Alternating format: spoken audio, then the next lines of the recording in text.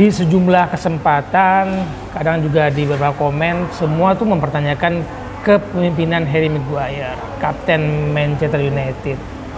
Layak nggak sih dia jadi kapten? Banyak yang bilang baru datang langsung jadi kapten, nggak pantas. Nah, Gita Suwondo, pendapat lu sebagai orang yang mengamati kekaptenan MU dari zamannya siapa lu?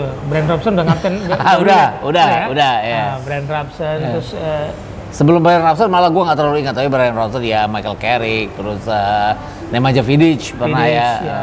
Sampai terakhir Ashley Young sebelum diambil alih oleh Harry Maguire karena Ashley Young pindah ke Inter Milan ya. Nah, artinya kan itu terjadi di bulan Januari tahun 2020. Artinya udah hampir 2 tahun si Maguire ini. Kalau mau dibilang dia tidak perform sebagai pemain, gue rasa-rasanya dalam beberapa kesempatan dia perform sebenarnya. Sebagai pemain. Okay. Nah, tapi kan kapten harus lebih dari sebagai pemain. Dia harus memberi contoh dalam setiap tindakan-tindakannya. Satu tindakan kenapa orang sampai mengatakan bahwa kok dia nggak pantas jadi pemain adalah tindakannya waktu dia liburan di Yunani itu. Nah, jadi mau nggak mau perangainya, kelakuannya dia di luar lapangan pasti akan sangat berpengaruh terhadap penilaian. Kapten soalnya. Kecuali dia itu bawa United jadi juara Liga Champions, juara Liga Eropa, juara Liga Inggris, orang akan melupakan yang gitu-gitu. Bawa Yunani. Manchester United maksudnya. Dia nggak bawa Yunani juara Eropa loh. 2004. Iya, belum main bola kali. Jadi itu gue pikir kalau ditanya apakah dia pantas jadi kapten atau tidak, kalau ada orang lain mungkin dari Januari sampai kemarin sebelum Cristiano Ronaldo datang kayaknya nggak ada pemain ya yang bisa. Tapi sekarang kan ada sosok yang namanya Cristiano Ronaldo, mantan pahlawannya United sendiri, ya rasa-rasanya memang jadi nggak pantas si Harry Maguire ini. Tapi kan si Ronaldo datangnya usia 36 tahun, nggak akan lama. Emang lu mau ngasih pemain yang berapa tahun lagi sih? 2 tahun lagi? Iya, 2 tahun lagi, tapi kan cukup lah waktunya sampai mungkin mereka menemukan lagi sosok kapten siapa yang akan jadi kapten berikutnya gitu. Rashford misalnya. Ya betul, kalau mereka sudah pantas ya jadi. Atau Bruno Fernandes ya bisa jadi, karena kan kalau dilihat kan dia kelakuan di luar lapangannya juga nggak neko-neko. Bahkan kalau orang bilang Wayne Rooney itu neko-neko, tapi waktu dia sebagai kapten MU kan dia nggak pernah neko-neko juga di luar lapangannya. Itu yang gue pikir kenapa gue juga berpendapat bahwa ini Harry Maguire. Padahal kalau dilihat kan Harry Maguire musim lalu waktu lawan PSG semua orang membuktikan bahwa dia bisa luar biasa. Tapi di saat momen-momen tertentu dia juga jadinya ya nggak terlalu baik. Itu yang membuat jadi orang mempertanyakan lo kapten apa enggak, karena Brian Robson kan pernah dapat sebutan kapten Marvel segala macam. Nah ini yang tidak dapat di Harry Maguire. Karena komparasinya kalau kita mengikuti Man United ya itu komparasinya kemana lah, Brian Robson siapa sih yang meragukan kepemimpinannya, kaptennya? Ya betul. Mundur sini, gua nggak tahu. Kalian setuju nggak? Vidic juga termasuk kapten yang berkarakter. Ya.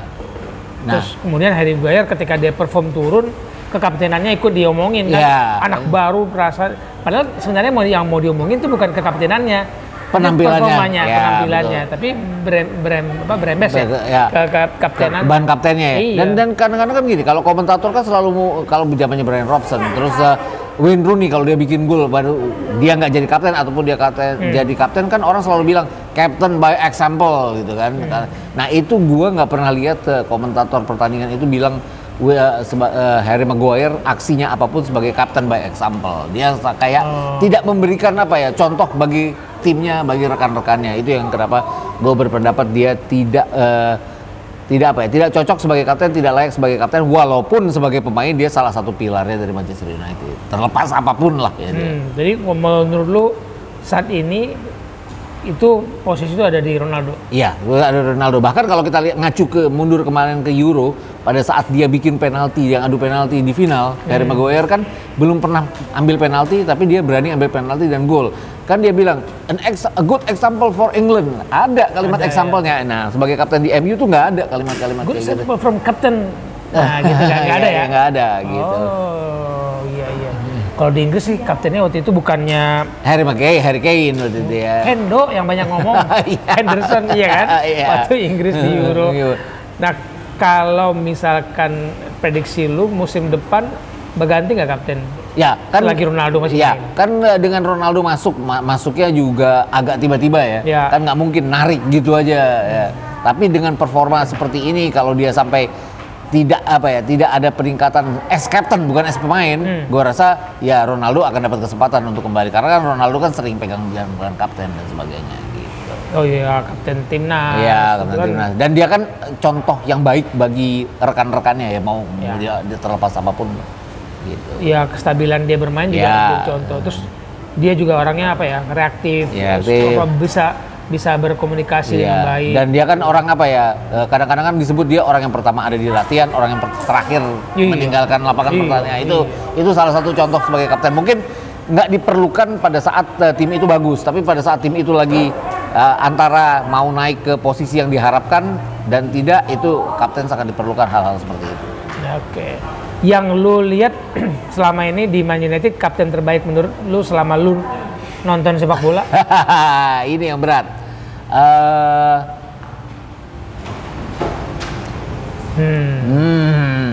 Roy Keane, terlepas perangainya yang berangasan, dia salah satu kapten yang baik. Oh iya. Malah itu tahun 99 tuh gua nggak yakin mereka akan juara Liga Champions dengan Roy Keane saat itu nggak main ya.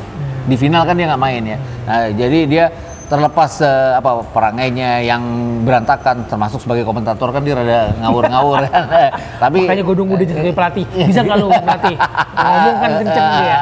Ya dia salah satu kapten yang gue bilang. Kapten Brian Robson juga ya. Tapi kan zamannya Brian Robson kan United lagi mengarah menanjak untuk jadi juara-juara, jadi belum terlihat prestasinya sama sekali. Persaingannya juga kayak sekarang kita ngelihat Roy Keane dan Patrick Vieira. Iya, betul. Itu udah susah itu.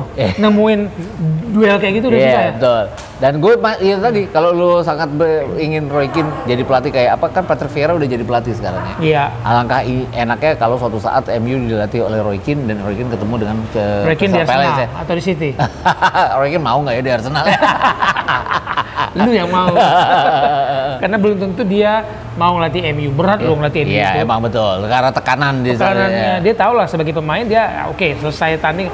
Sebagai pelatih dia lihat kagak mau gue kayak Ole gitu. Dan kan nggak ada lagi ya kayak pelatih di zamannya Sir Alex Ferguson di mana MU waktu itu lagi berantakan, terus Sir Alex Ferguson dapat renggang waktu panjang yang bertahun-tahun untuk mereka berprestasi. Kesabaran nggak ada lagi. Sekarang kan semuanya cepat, harus instan segala macam. Sepak bola sekarang dihakimi melalui hasil, bukan proses. Betul. Dan kalau kita lihat kan nggak ada pelatih United setelah Sir Alex Ferguson yang bertahan 4 tahun. 4 tahun ke Alex Ferguson nggak dapat juara, akhirnya juara FA doang 4 tahun dibuktiin.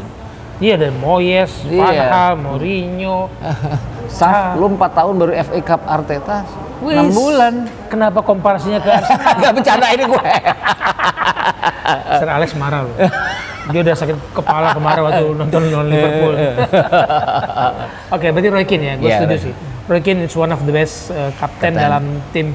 Tidak hanya di Man United, tapi salah satu kapten terbaik di Premier League, di era Premier League. Ya, dan dia kan gini, dia kan senior, dia harus mengangkat tim-tim yang datang dari Class of 1992 itu kan. Nah, itu kan jadi anak-anak muda. Jadi jadi kepemimpinannya terlihat banget di situ, dia bisa ngangkat para pemain muda itu.